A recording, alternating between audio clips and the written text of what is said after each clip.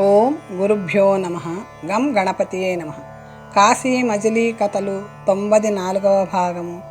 పల్లె వాళ్ళ కథ. పురంధరపురానికి క్రోసు దూరంలో ఒక పల్లె ఉంది. దానిలో నివారందరూ చేపలు పట్టి ఓడలు తోసి జీవితం గడిపేవారు. వాళ్ళందరికీ ఒక పౌరోహితుడు ఉన్నాడు. అతని నడగకుండా కొత్త వల వేయడం కానీ, కొత్త పడవని నీటిలోకి తొయ్యడం కానీ, ఓడల బాగు మొదలు పెట్టడం కానీ ఏమీ చెయ్యరు. ఒకనాడు 4 బెస్తలు పురోహితుడి వద్దకు పోయి నమస్కరించి, స్వామి, మేము పెద్దల వలని అల్లుకున్నాం, దానిని నీళ్లల్లో వేయడానికి మంచి ముహూర్తం చెప్పండి అన్నారు.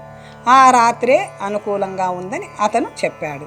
స్వామి, పురంధరపురం కోట అగర్త కందకంలోకి కొత్త నీరు వచ్చింది. అది చాలా లోతు. గొప్ప గొప్ప చేపలున్నాయి అంటున్నారు.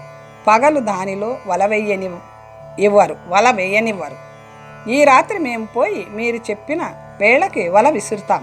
ముందుగా అందులో పడిన వస్తువు లేదా దానిని అమ్మగా వచ్చిన సొమ్మే మీదే అన్నారు.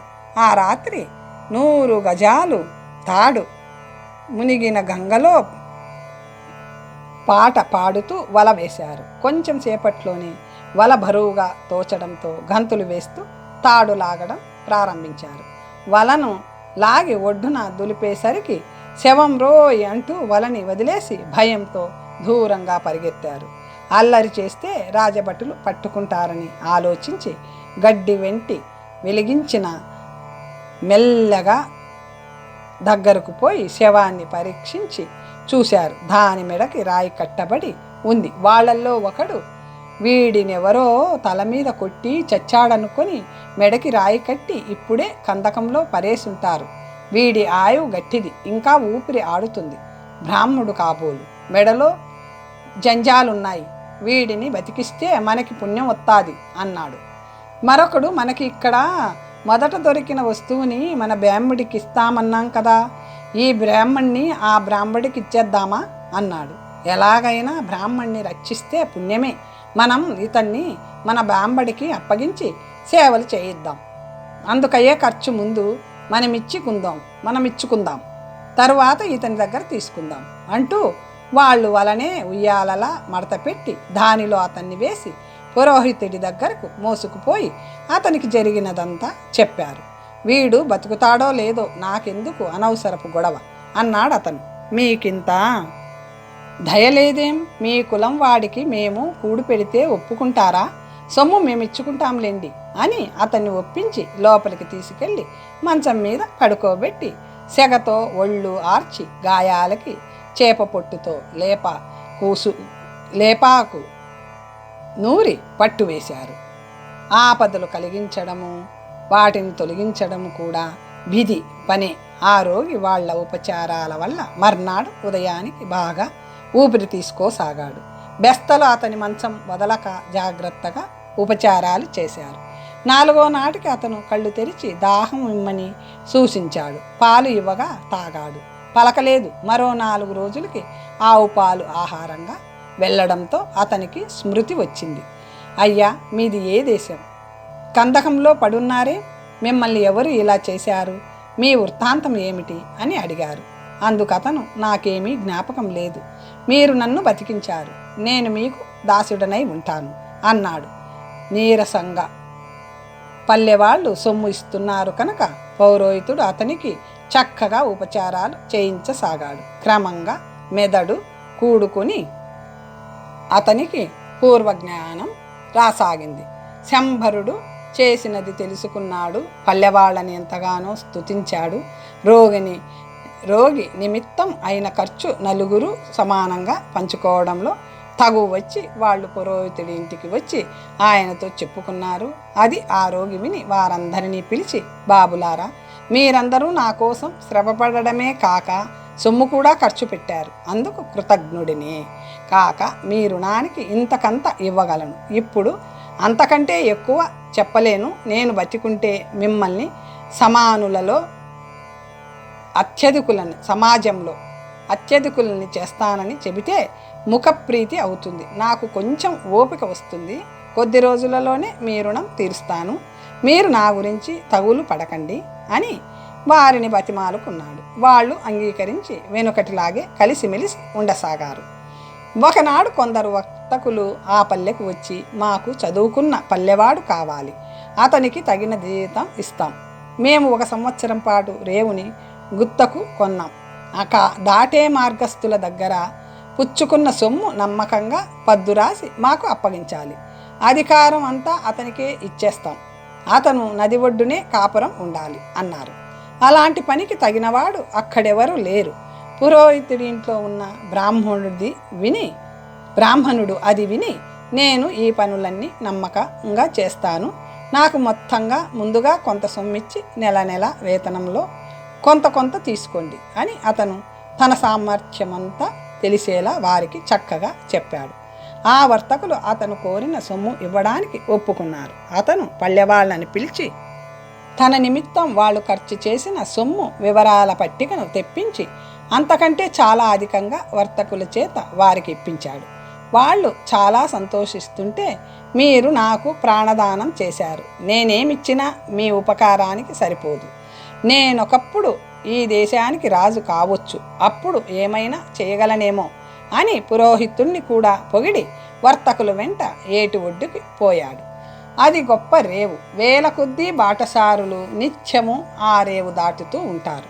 బాటసారుల నుంచి సొమ్ము వసూలు, పద్దులు రాయడం, ఓడవారిని తగిన పనులకు నియోగించడం మొదలైన వాటికి అతన్ని సర్వాధికారిని చేసి అక్కడ కాపరం పెట్టించారు.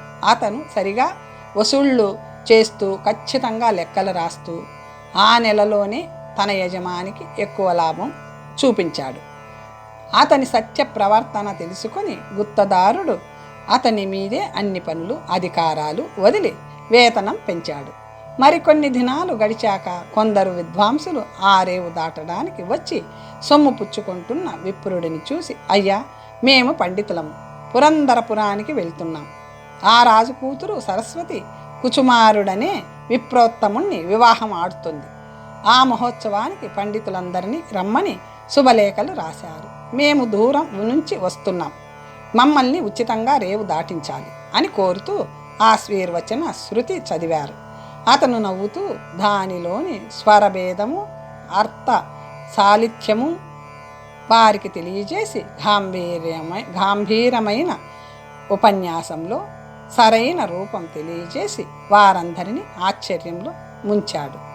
వారు, నీ ఉపన్యాసం వింటే 4 శాస్త్రాలలోనూ పాండిత్యం కలవానిగా కనిపిస్తున్నావు, ఇలాంటి పని చేస్తున్నావేం, మాతో పురందరపురానికి రా, అక్కడ ఎన్నో ఉత్సవాలు జరుగుతాయి, గెలిచిన వారికి గొప్ప కానుకలు ఇస్తారు, ఘోనర్ధీయుడు అని విద్వత్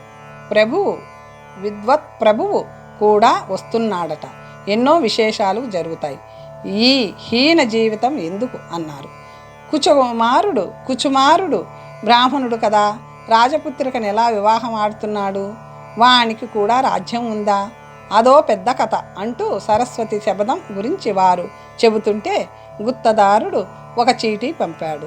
జయపురం రాజైన గోనర్ధీయుడు మన రేవు దాటి పురందరపురానికి వెళ్తాడట, పెద్ద సిబ్బందితో వస్తాడు కనుక తగినన్ని నావలను నియమించి మర్యాదగా వారిని దాటించి మాట దక్కిస్తారని నమ్ముతున్నాను. రేపు సూర్యోదయ సమయానికే వారు వస్తారు కనుక సర్వము సిద్ధం చేయించాలి అని ఉందా పత్రికలో.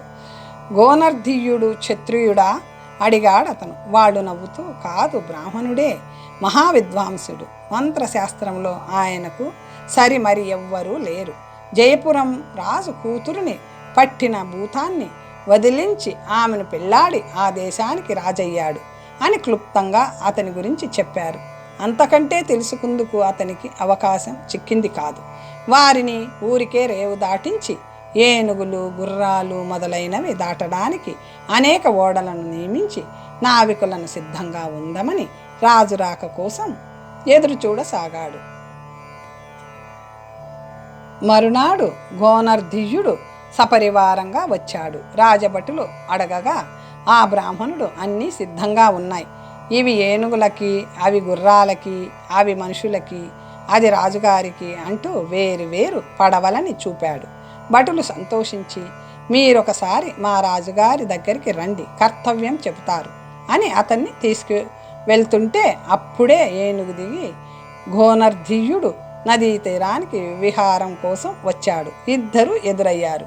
రాజభటులు వంగి నమస్కరిస్తూ, మహారాజా, ఇతడే నావికాధిపతి, దేవర దర్శనం కోసం తీసుకువచ్చాం. మంచి నావలను ఎన్నింటినో సిద్ధం చేసి ఉంచాడు అన్నారు.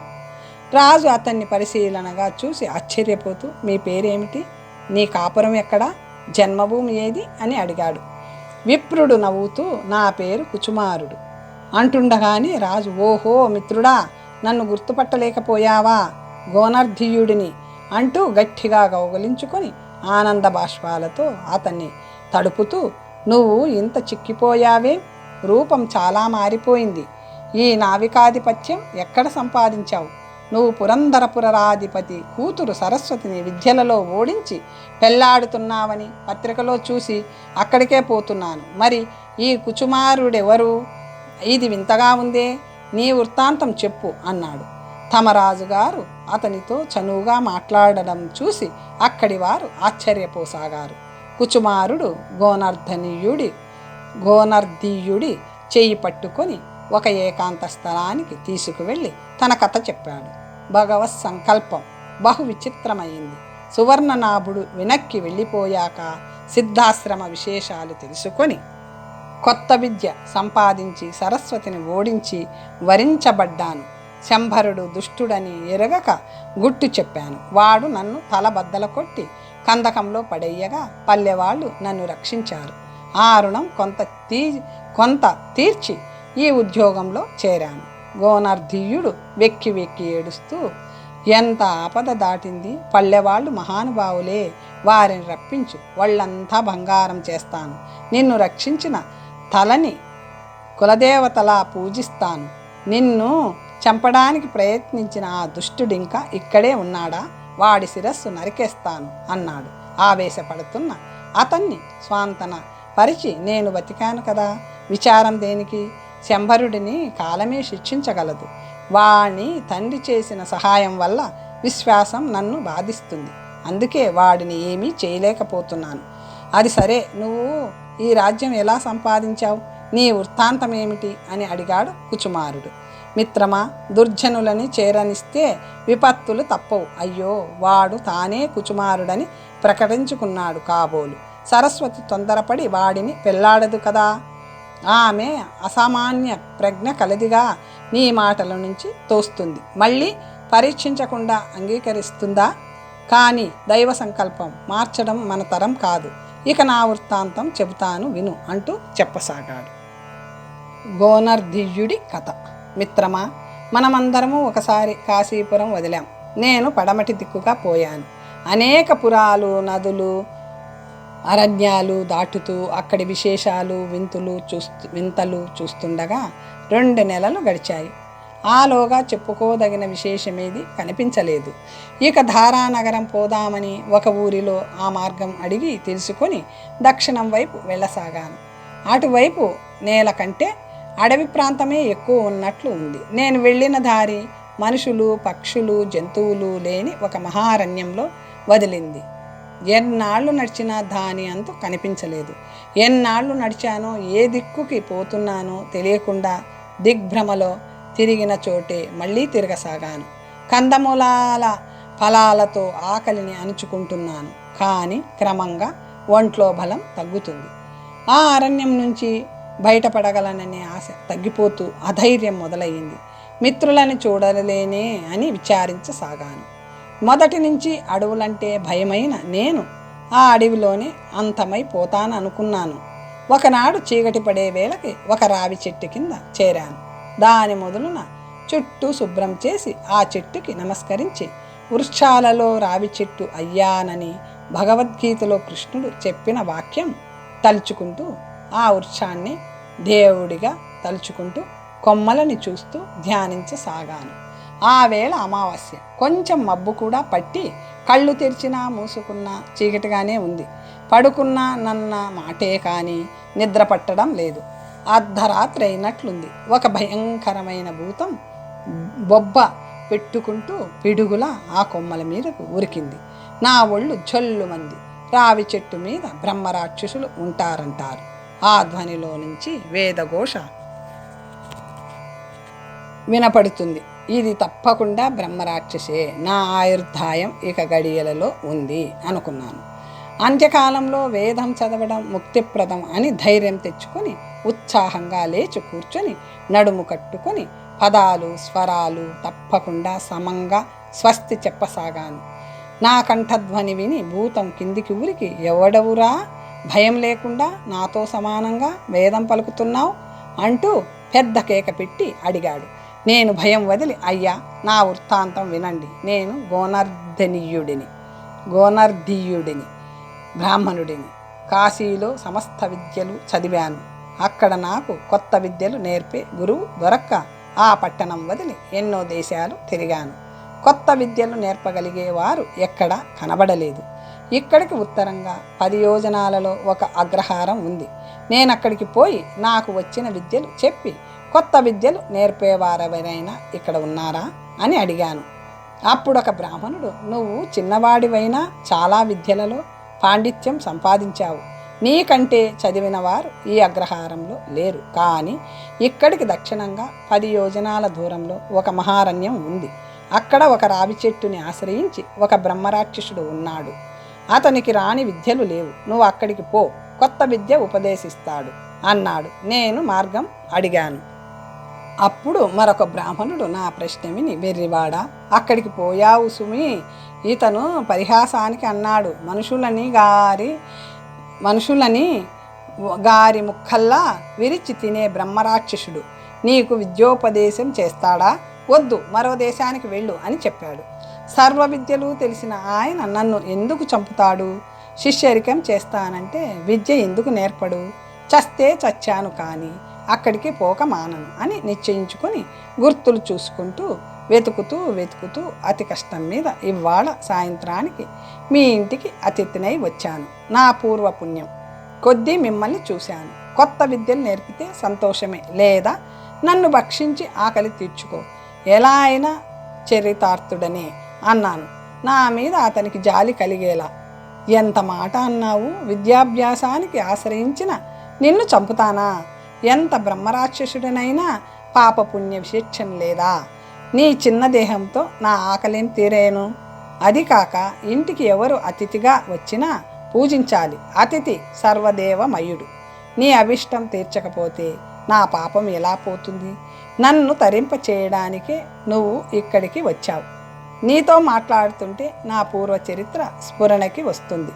నీకు నేను చేయగలిగిన ఉపకారం చేసి ఈ జన్మ నుంచి విముక్తి చెందుతాను అన్నాడు అతను. నేను పునర్జన్మ ఎత్తినట్లే భావించి, మహాత్మా, నీ పూర్వజన్మ వృత్తాంతం ఏమిటి? ఎందువల్ల ఇలాంటి రూపం వహించావు? నాకు అర్హత ఉంటే చెప్పి చరితార్థుణ్ణి చెయ్యి అని వినయంగా ప్రార్థించాను. అతను చెట్టు మీద కూర్చొని చెప్పసాగాడు. దేవభూతి కథ. కుమారనగరంలో విష్ణుభూతి అనే బ్రాహ్మణుడు ఉండేవాడు. అతను వేదాంగాలెరిగిన శ్రోత్రియుడు, అన్నదాత. ఆ పుణ్యాత్ముడికి నేను పుట్టాను. నాకు దేవభూతి అని పేరు పెట్టారు. నేను చాలా చక్కని వాడినని చెప్పుకుందుకు సిగ్గేస్తుంది. నాకు 5 ఏళ్ళు వచ్చినప్పటి నుంచి విద్య నేర్పించడానికి మా తండ్రి పెద్ద ప్రయత్నం చేశాడు. 10 మంది గురువులను పెట్టి అన్ని విద్యలు నేర్పించసాగాడు. నా సూక్ష్మ బుద్ధికి, గ్రహణ ధారణ శక్తికి గురువులే ఆశ్చర్యపోయేవారు. 4 వేదాలు 6 శాస్త్రాలు నేర్చుకొని కొద్ది కాలంలోనే తండ్రి కంటే గొప్ప పండితునని వాడుక పొందాను. మా తండ్రి కొద్ది కాలంలోనే స్వర్గస్థుడయ్యాడు. ఇక చెప్పేదేముంది? యవ్వనం, ధనం, అధికారం, వివేక శూన్యత 4 ఉన్న నేను నా అంతటి వాడు భూమి మీద లేడని గర్వపడేవాడిని. వచ్చిన పండితులని సత్కరింపక అవమానించి పంపేవాడిని. అభాగ్యవతులను, విద్యలేని వారని పరిహసించి పూజించేవాడిని కాను.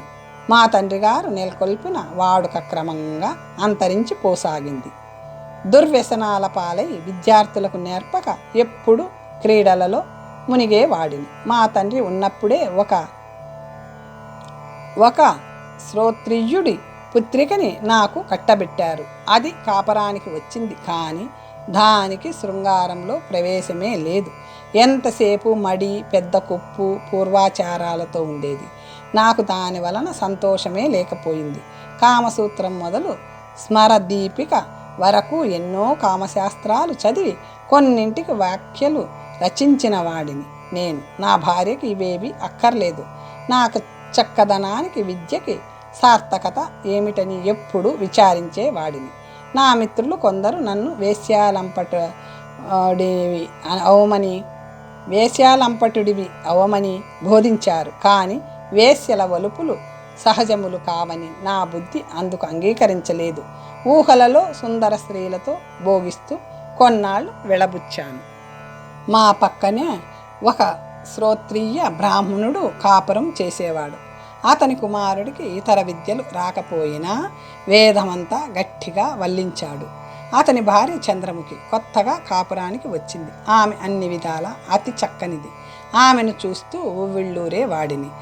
జడునికి చక్కని భార్యని ఇచ్చి నాకు వట్టి ఎడ్డిదాన్ని కట్టిపెట్టిన భగవంతుడి మీద నేను విసుక్కున్నాను. చంద్రముఖి లాంటి సుందరి నా భార్య అయితే సంవత్సరం ఒక గడియలా గడిపేసేవాడిని అనుకునేవాణ్ణి. కొత్తగా కాపురానికి వచ్చింది. అత్తమామల చాటున, ఆడబిడ్డల సందున మెలగాలి. ఇల్లు కదలడానికి వీలుండదు. అలాంటి చంద్రముఖి నాకెలా లభిస్తుందనిపించినా నా అభిలాష వదలక నేను చదివిన గ్రంథాలలోని అనేక తంత్రాలు ఉపయోగించాను. కొన్ని రోజులకి ఆమె మామగారు మరణించారు. అత్తగారు మూలపడ్డారు. ఆడపడుచులు అత్తారింటికి వెళ్ళిపోయారు. చంద్రముఖి ఇంటి యజమానురాలు అయ్యింది. స్వతంత్రం వచ్చాక ఆమె ఏదో పని మీద మా ఇంటికి తరచుగా వచ్చేది. మొదట్లో నన్ను చూసి తొలగినా క్రమంగా నేను చనువుగా పలకరించేవాడిని. ఒకనాడు ఆమె నా భార్యతో మాట్లాడుతుంటే, చంద్రముఖిని చూడు, దాని ముఖం కలకలలాడుతుంటే లక్ష్మీ తాండవం ఆడుతున్నట్లే. ఆమె వయ్యారం వలుపులు నీకొక్కటి లేవు, దాని మగడి అదృష్టం అని పొగిడేసరికి ముసిముసి నవ్వులు నవ్వుతూ వెళ్ళింది. దాని మగని వేదములో తెలియని వాడిలా అడుగుతున్నట్లు నేను వాళ్ళింటికి వెళ్తే చంద్రముఖి ఏదో పని కల్పించుకొని 10 సార్లు నాకంట పడేది. ఒకనాడు ఆమె భర్తకి సొమ్ము అవసరం పడి తొట్రుపాటు పడుతుంటే, దేవభూతికి మీరు మిత్రులే కదా, వెళ్ళి అడగండి, ఈ మాత్రం సాయం చేయడా అని ప్రోత్సహించి పంపింది. 2 గడియలలో ఒకడు సొమ్ము తీసుకొస్తాడు. నేనొక చోటికి పోవాలి, నా భార్యతో చెప్పి వెళ్తాను. గడియ పోయాక నీ భార్యను పంపు అన్నాను నేను. అతను అలాగే ఆమెను పంపాడు. నేను ఇంట్లోనే ఉన్నాను. నా భార్య పెరటిలో నీళ్లు తోడుతుంది. చంద్రముఖి వచ్చి మెల్లగా అక్క అక్క అని పిలిచింది. నేను తలుపు తీశాను. మా అక్క ఎక్కడుంది? దొడ్డిలో ఉంది. ఆ పనేమిటో నాకు చెప్పరాదా? మీరెరుగనిది కాదు, మీ తమ్ముడికి సొమ్మిస్తానని నన్ను పంపమన్నారట. తెలియనట్లు అడుగుతారే? ఎత్తి పొడిచింది. నాలో మోహం పెరిగిపోయింది. చంద్రముఖి, నీకు అప్పు ఏమిటి? కావలసినంత తీసుకో అని 1000 రూపాయల సంచి ఆమె ముందు వేశాను. నేనంతా ఆశపోతును కాను, మీరిస్తానన్నదే లెక్కపెట్టి ఇవ్వండి అంటూ చిరునవ్వుతో క్రీగంట నన్ను చూసింది. ఆ చూపులకి తాళలేక నేను ఆమెను గట్టిగా కౌగిలించుకున్నాను. నా జీవితంలో అనుభవించిన మొదటి సుఖం అదే. ఆమె లజ్జ కూడా నాకు ఇంపుగానే అనిపించింది. నా భర్త వాకిట్లో ఉన్నాడు, ఆలస్యమైతే అనుమానం వస్తుంది, తొందరగా సొమ్మిచ్చి పంపండి అని ఆమె బతిమాలగా సొమ్మిచ్చి పంపాను. ఆమె కోసం ఎదురు చూస్తున్న భర్తకి అది దీర్ఘకాలం అనిపించింది. ఇంత ఆలస్యం చేశావే అని అతను ఆలుగగా, బాగుంది, ఒకరి చేతిలో నుంచి సొమ్ము సులభంగా వస్తుందా? మనకున్న తొందర వారికి ఉంటుందా? ఆయన భార్య మడికట్టుకుని నీళ్లు తోడుతుంది, చెయ్యి ఊరుకునే వరకు నిలబడ్డాను అని బొంకింది. మా ఇద్దరి మనసులు కలిశాయి. సాంకేతికములు ఏర్పరచుకొని నిత్యము కలుసుకోసాగాం. ఆహా, ఆమె శృంగార లీల చాతుర్యం ఏమని చెప్పేది! ప్రౌఢ. క్రమంగా సిగ్గు మర్యాద వదిలేశాం. లోకానికి జంకడం మానేశాం. ప్రజలు కొన్నాళ్ళు చాటుగా, తరువాత బాహటంగానే నిందించారు. ఎవరి నీతులు మేము వినలేదు. చంద్రముఖి భర్త దానిని మా ఇంటికి రావద్దన్నా ధిక్కరించి వస్తూనే ఉండేది. అతని మాట లక్ష్య పెట్టకుండా మేము స్వేచ్ఛగా విహరించసాగాం. ఒకనాడు రాత్రి వచ్చిన చంద్రముఖి మరి ఇంటికి పోలేదు. నా మగుడు వేద జడుడు, నా అత్తగారు బంధువులు రట్టు పెడుతున్నారు. వ్రతం చెడినా సుఖం దక్కాలి కదా, పగలు మాత్రం ఇంటికి పోవడం ఎందుకు, ఇక్కడే ఉండిపోతాను అంది. ఉండిపోయింది. జాము పొద్దెక్కాక వంట వేళకి దాని అత్తగారు చంద్రముఖి మీ ఇంట్లో ఉందా అంటూ వచ్చింది.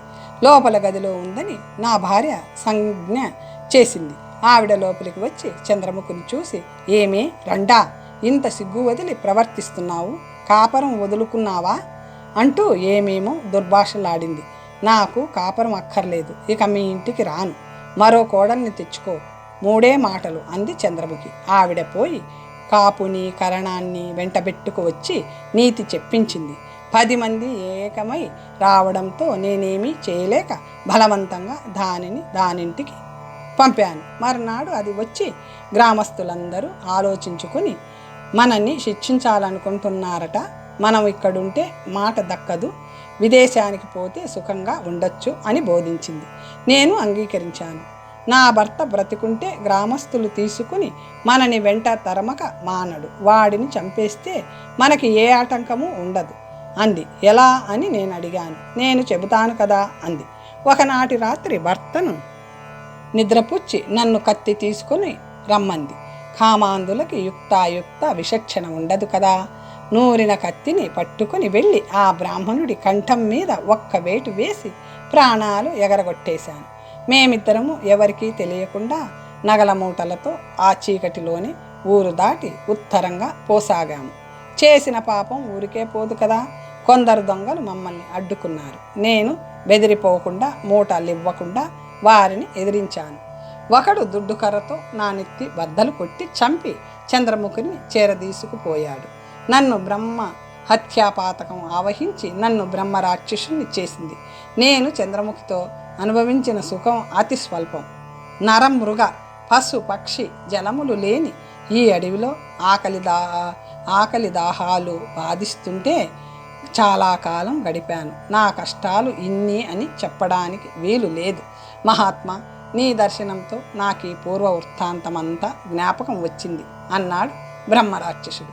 నువ్వే కాదు, ఎవరైనా అలాగే చేస్తారు. వ్యభిచారంలో అలాంటి శక్తి ఉంది అన్నాను నేను. అప్పుడు అతను, నువ్వు నా నుంచి విద్యలు గ్రహించాలని కదా వచ్చావు, నీకేది రాదో ఒక విద్య చెప్పు అన్నాడు. మహాత్మా, అది మీరే చెప్పాలి అంటూ నేను చదివిన విద్యల జాబితా చెప్పాను. అతను ఆశ్చర్యపోయి, అవురా, నువ్వెంతటి వాడివి, నయమే, నిన్ను కూడా భక్షిస్తే ఇంకా మహాపాపం అనుభవించేవాడిని.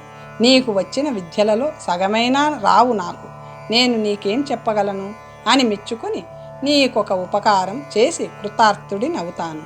నీ దర్శనం వల్ల ఈ అరణ్యం దాటి దేశ సంచారం చేయగలిగే సామర్థ్యం వచ్చింది. నీకు ఉపకారం చేస్తే పాపం నుంచి విముక్తుడిని అవుతాను అంటూ చెవిలో రహస్యం చెప్పి, ఇలా నీకు రాజ్య వైభవం కలిగేటట్లు చేస్తాను అన్నాడు. రాజ్యం మాట దేవుడెరుగు, నేటికి బతికాను అని సంతోషంతో అతన్ని స్తుతించాను. అంతలో తెల్లవారే వేళ అయింది. రావి చెట్టు కొమ్మలు గలగలలాడేలా చెప్పుడు చేస్తూ అతను ఎక్కడికో ఎగిరిపోయాడు. నేను బతుకు జీవుడా అనుకుంటూ దక్షిణంగా ఆ అడవిలో కొన్ని రోజులు నడిచాను. మదయంతి కథ. కాలం మూడనివాడు 100 బాణాలతో కొట్టినా చావడు, కాలం చెల్లినవాడు దర్భగుచ్చుకున్నా చస్తాడు. బ్రహ్మరాక్షసుడు చెప్పిన విషయం పరిశీలించడానికి కొన్నాళ్ళు ఆ ప్రాంతంలో తిరిగాను. ఒకనాడు ఒక అగ్రహారంలో బ్రాహ్మణుని ఇంట్లో భోంచేస్తుంటే మరో బ్రాహ్మణుడు వచ్చి యజమానిని చూసి, మీ తండ్రి గారు జయపురం నుంచి వచ్చారా, భూతాన్ని వదలగొట్టారా, కానుకలు అందాయా అని అడిగాడు. కానుకలా, అలాగే ఉంది, చావు తప్పించుకు వచ్చి మా కంట పడ్డారు, అదే చాలు, నేటికి 3 లంకణాలు ఆ గదిలో పడుకున్నారు చూడు అన్నాడు అతను. అయ్యా, భూతం వదలగొట్టడం అంటున్నారు ఏమిటి? అతను ఇలా చెప్పాడు. ఈ దేశానికి రాజధాని జయపురం, ఆ రాజుకి మదయంతి అని ఒక్కతే కూతురు, చాలా చక్కనిది, విద్యాగుణ సంపన్నురాలు. ఆమెకు వివాహం చేయాలని వివిధ దేశాల రాజకుమారుల చిత్రపటాలు తెప్పిస్తున్నారు. అది అలా ఉండగా 2 నెలల కిందట ఆమె నిద్రపోతుంటే భూతమో బ్రహ్మరాక్షసుడో ఆమెను ఆవహించాడట. ఇక ఆమె నిద్రపోదు, అన్నం తినదు, ఊరికే కేకలు పెడుతూ కనిపించిన వారిని కుక్కలా కరిచి బాధిస్తుంది.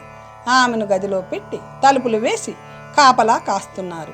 ఆ భూతం ఎంత గట్టిదో కానీ భూమి మీద భూత వైద్యులెవరూ ఏమీ చేయలేకపోయారు. మా తండ్రి గారు భూత వైద్యంలో పేరు పొందినవారు. మాంత్రికులందరూ కలిసి 40 రోజులు నారసింహం, జ్వాలాముఖి, ఉగ్రభైరవం, బాలాబగళాముఖి మంత్రాలు జపిస్తూ పద్మాలు ముగ్గులు పెట్టి హోమం చేశారు. ఒకరోజు భూతాన్ని వెళ్ళకొట్టడానికి నిశ్చయించుకొని మదయంతికి జడ వేయడానికి 10 మంది మాంత్రికులు సాహసించి తలుపు తీసుకొని హూం పట్ స్వాహ, మారయా మారయా, చింది చింది అని ఉచ్చరిస్తూ గదిలోకి వెళ్ళారట. వారిలో మా తండ్రి మొదటివాడు. ఆ భూతం వాళ్ళని కరిచి గీరి కొరికి హింసలు పెట్టగా వాళ్ళు రక్తాలు కారుతూ మొర్రో అంటూ యువతల పడ్డారు. మా తండ్రి గారి తొడ కరిచింది. పెద్ద గాయమై రక్తం కారుతూ జ్వరం వచ్చింది. మిగిలిన మాంత్రికుల గతి అంతే అయ్యింది. మా తండ్రి గారి బాధ ఎక్కువ కావడం వల్ల సవారీ కట్టించి ఇంటికి పంపేశారు. వారి అవస్థ చూసి అంత నవ్వసాగారట. పెద్ద పులి అయినా అంత లోతుగా కరవలేదేమో. ఆ భూత వృత్తాంతం విని భూత వైద్యుణ్ణి చూశాను. అతను మూలుగుతున్నాడు. అతన్ని అక్కడి విశేషాలేమిటని అడక్క ఆ భూతం తమ మాంత్రికుల మీద చేసిన బీభత్సాన్ని వర్ణించి చెప్పాడు. అది విని నేను ఆనందిస్తూ కదిలి కొన్నాళ్లకి జయపురం చేరాను. ఎవరికి వారే ఆపద చెందినట్లు పట్టణమంతా పాడుపడి ఉంది. పౌరులందరూ లేవడంతోటే కోటలోకి పోయి విచారిస్తూ సాయంకాలానికి ఇంటికి వస్తున్నారట. రాజు రాచకార్యాలు చేయకుండా కుమార్తె రోగం ఎలా నివారించబడుతుందా అన్న ఆలోచనలోనే మునిగిపోయాడట.